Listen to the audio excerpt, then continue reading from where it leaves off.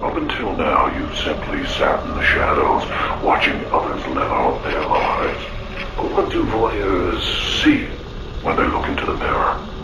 Now I see you as a strange mix of someone angry, yet apathetic, but mostly just pathetic. So are you going to watch yourself die today, or do something about it?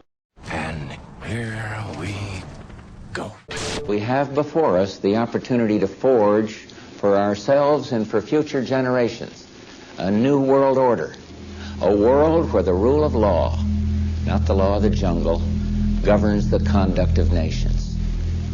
When we are successful, and we will be, we have a real chance at this new world order, an order in which a credible United Nations can use its peacekeeping role to fulfill the promise and vision of the UN's founders. There is a big thing that's going to happen in London at this G20, and then they're hiding it, they're camouflaging it, they're not talking about it. Coordination of international regulation. What they are going to do is to put our Fed and our SEC under the control, in effect, of the IMF. Oh, come on. They're You gonna believe they'll do this? That's what was in the draft agenda. They call it coordination of regulation. What it really is putting the American economy under international regulation. Yeah. And those people who have been yelling, oh, the UN's going to take over global Conspiracy government. theorists. They've been crazy, but now they're right. Yeah, well, when It's happening. When Geithner said he would be open to the idea of a global currency last Exactly, week, yeah. those conspiracy people had said and suggested that for years. right. You're not wrong. You're not wrong. And you know, it's what they always do at these conferences is they have the center show is here, Yeah. and the side show they don't want you to pay attention to. Right. The center show is the size of the stimulus packages. Yeah. The real show is international regulation of the financial institutions, which is going to happen under the IMF control. And remember, the IMF is run by Europeans, the Right. World Bank by Americans. DickMorris.com. Thanks, Dick. Thank Appreciate you. it. Given that this is a global economic challenge, only the G20 has the global economic reach to provide the response necessary to begin to mend this global economic recession and to support the restoration of jobs around the world. In London, just a couple of weekends ago, you had a G20 finance ministers, including everybody, Europeans, the Brits, ourselves. What did it agree on? It agreed to continue to support fiscal stimulus and to use the International Monetary Fund to assess in the future what further stimulus beyond 2009 we may need. That is into 2010. I think a new world order is emerging, and with it the foundations of a new and progressive era of international cooperation. We have resolved that from today we will together manage the process of globalization to secure responsibility from all and fairness to all. And we've agreed that in doing so we will build a more sustainable and more open and a fairer global society. The goal should be to devise a system of global financial governance. There's a need for a new world order, but it has different characteristics in different parts of the world. After 1989, President Bush said, and it's a phrase that I often use myself, that we needed a new world order. The World Federalist Association, or WFA, is one of the largest organizations that openly promote world government. Periodically, the WFA extends a Global Governance Award to a prominent individual pushing for the same goal. Former CBS anchorman Walter Cronkite was among the recipients of the WFA award. Thank you very much. Today we must develop federal structures on a global level to deal with world problems. We need a system of enforceable world law, a democratic federal world government.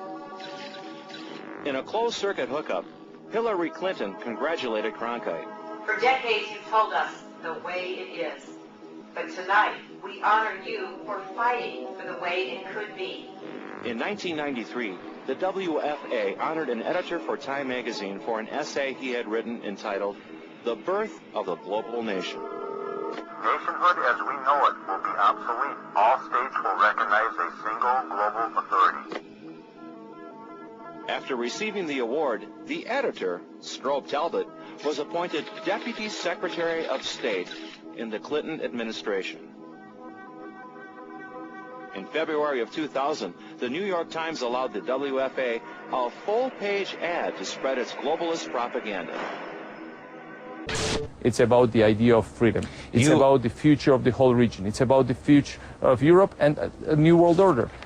All these new challenges are bringing together about the biggest restructuring we have ever seen, not just of the global economy, but of the global order as a whole.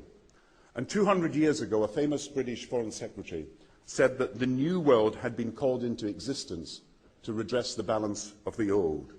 In 1990, another old world ended, dominated by the Cold War, and people talked then, in 1990, of a new world order. What they actually meant then was a new political order. And what was not foreseen then, but is obvious now from everything that we see and do, what we experience in every day of our life, is the sheer scale and speed and scope of globalization. And it's only now that we can begin to understand that the world order that globalization brings and what it's going to look like, it's driven forward now not just by the balance of military strength, the Cold War times, or ordinary political power. It's being driven forward by a seismic shift in economic power that we see around us. But what does the New World Order mean for countries like ours who are looking to succeed? I suggest that the countries that are going to succeed are those that combine flexibility, free trade, open markets, with proper stewardship of the environment and investment in education, infrastructure and innovation. And the question for us is how we meet and master all these challenges to ensure that Britain enhances its competitiveness in the process and realises what I believe is our destiny of success in this new world order. So, in conclusion, ladies and gentlemen, a new world is emerging. It is a new world order with significantly different and radically new challenges for the future. This is Lou Dobbs Tonight. News, debate, and opinion for Tuesday, March 3rd. Live from New York, Lou Dobbs. Good evening, everybody. President Obama and British Prime Minister Gordon today calling for a new world order to tackle our global economic crisis. President Obama said globalization can be an enormous force for good. Prime Minister Brown again pushing for what he calls a global New Deal, paid for by the United States, of course. In terms of the financial crisis, he was clearly able to hold his own. A lot of these leaders didn't want to spend this much money, $1.1 trillion. He was able to get that at the least. The details, not so much. He was not able to make this sort of the stimulative kind of spending he pushed for. But just getting here, getting 20 leaders together is obviously not easy, and he couldn't change the whole world in a couple of days. Richard, what happened to all those threats from France's president about storming out and about having a global regulator who was going to reach across borders and be able to deal with markets no matter what country they were in? Well, I might be alone on this, and Ed might not agree with me, but I think buried somewhere in here is the beginnings of a global regulator. Show me where. We may not, well, we may not see it this year, we may not see it next year, but they have opened up the idea of there being some form of other regulator across countries, and I think that's going to come So back. is this some sort of a new world order, which Gordon Brown kind of alluded to? That's where President Obama was drawing the line and saying, look, that concerns a lot of people in the United you States. can't all of a sudden have a super regulator, even if we're in a desperate crisis now. You can't, according to the U.S., take that and say, okay, all of a sudden there's this super cop who is going to dictate what the U.S. does, what Great Britain does. That ruins the sovereignty of individual nations. You can't just all of a sudden do that, and that's a big sticking point. Timothy Geithner, who I talked to today, and we're going to show that interview shortly, flatly denied that that was going to happen. I hate to disagree with you, gentlemen, but I believe Section 15 of this communique sort of establishes a new financial stability board. But what does it say? It replaces what used to be a financial stability group of some kind, right? That's been around for 10 years. Strengthened mandate. This is all arcane diplomatic language. We'll see if it actually means anything coming down the pike. Ed Henry, thanks very much. Richard Quest, stick around.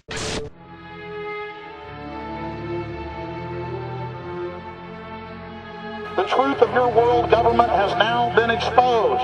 You are not our queens. You are not our kings. You are not our gods. We do not belong to you. We are not your slaves. We stand as free humans, have stood since the beginning of time against the strong men, against the thugs, against the bullies. We will defeat your world government. You will, and you are failing now. Your new world order will fall. Humanity will defeat you. The answer to 1984 is 1776. We're gonna spread happiness. We're gonna spread freedom. Obama's gonna change it. Obama's gonna lead 'em. We're gonna change it and rearrange it. We're gonna change the world.